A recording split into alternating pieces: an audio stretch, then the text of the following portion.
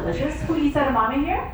Amazing, amazing. Who has a bag of edamame in their freezer right now? I love you guys. All right, me too. So edamame is this beautiful green legume that you can get either in its pod or removed from its pod. You can find it in the freezer section. I have rarely seen it in a fresh form in the grocery store. Anybody seen it in a fresh form in the grocery store? Okay. Trader Joe's, they have it fresh? Oh, not mine. You have it in UK? That's fantastic. Usually it's found in a frozen form here, and it is such an amazing source of plant-based protein. And it's delicious, and you can add it in stir fries, you can add it in different types of noodles, in fried rice. I make this really delicious. So it's my cheat meal when I'm working a lot and there's nothing at home and I come home. I always have some frozen brown rice, some frozen edamame. We have some frozen cut up carrots and bell peppers that my lovely husband cuts whenever we bring it from the grocery store. So all of these things are in the freezer. And basically, it's a big wok with some ginger, garlic, put the brown rice in there, put the edamame, take out some tofu, not even cut it up, just squish it like that, and then the veggies, and you have a meal ready in 20 minutes. Delicious. But today, I'm actually going to make a guacamole with edamame in it. Edamame in guacamole is one of the best things you can do because, guacamole, come on, it's delicious, right? Who doesn't like guacamole? I'd be concerned if you don't like guacamole. So guacamole is delicious because it has this delicious avocado, which is fatty and luscious and gorgeous. Let's see how it is. Ooh, I got lucky. We got a good avocado here. All right. So you're gonna go ahead and mash the the avocados along with the edamame. So we have this beautiful avocado, and then we have about a cup of edamame in it. And what this does is it increases the fiber in the guacamole. It makes it cheaper because avocados are so expensive. And you really get a good boost of protein in it.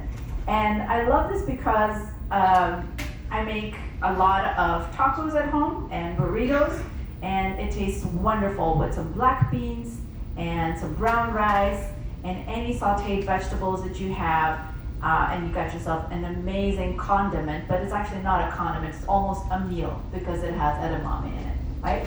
So what I did was I just put this beautiful avocado in here, and you're gonna get a potato masher, a masher or just a fork. You can use a fork or you can use this one. The avocado seems to be a little firm here, so I'm just gonna go ahead and use this and mash it. And then we're gonna add the edamames in there. Let me just go ahead and make sure that this thing works. I am stronger than this, I promise. The avocados are firm, they're not very ripe. It's like lifting some weights. All right, so there it is. And now we're gonna go ahead and, these have been steamed, so they're softer. They've been steamed. You don't necessarily have to cook it too much. Sometimes the frozen ones are already steamed and partially cooked, so you don't have to worry about it. It works just fine. So you add the edamame on top of the avocados, and you're just gonna mash them and make sure that it breaks down. You don't have to mash it too much. It's okay if it has some texture. You want that little texture, a little bite to it. At least I love having a little bit bite to it. And then after that, you're gonna add all the other flavors. And you're gonna mix it up with something sweet and something spicy and something citrusy, and it's so good. Okay, it's not the best potato masher in the world, but it did the job. Okay, here we go. So now that we've partially mashed the edamame and the avocados, oh, and by the way, you have some samples in the back, so go ahead and taste it and let me know what you think. We have some mangoes here. Chopped mangoes. I love mangoes in guacamole, and adding something sweet when you're adding something spicy, it's the best thing. For spice, you can add some fresh jalapeno peppers. If you're brave, serrano chilies. If you're braver than that, habanero peppers. So, yeah, my friendship level with you will increase as you go up on the heat scale. All right, I'm gonna add a pinch of salt, but you don't have to add salt because there's so much flavor in this. So here's my best friend, the serrano peppers right here. So I'm gonna go ahead and add a little bit of this. And we're gonna add some onions because why not? Did you know that colored onions have more flavonols and polyphenols than the white or the yellow ones? So if you can, choose vegetables that have more color in them. Purple and red is a little better than yellow, so if you have access to it. Lots of lime juice, 1 or 2 lime juice, and then you're gonna add some, any herb that you have. Cilantro tastes incredible in it.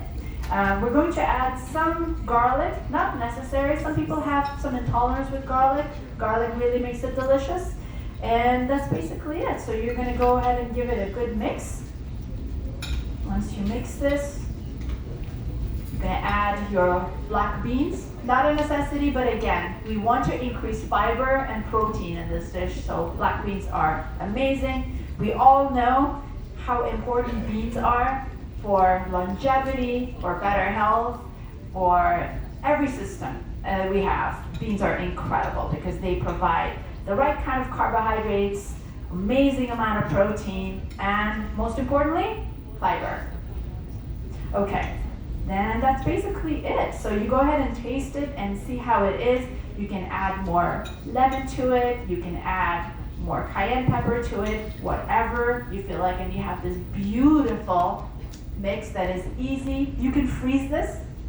It freezes really well for about 2 weeks or so, and you can add it to your burritos and your tacos. You can even eat it as a side with some brown rice, and it would be a perfect meal.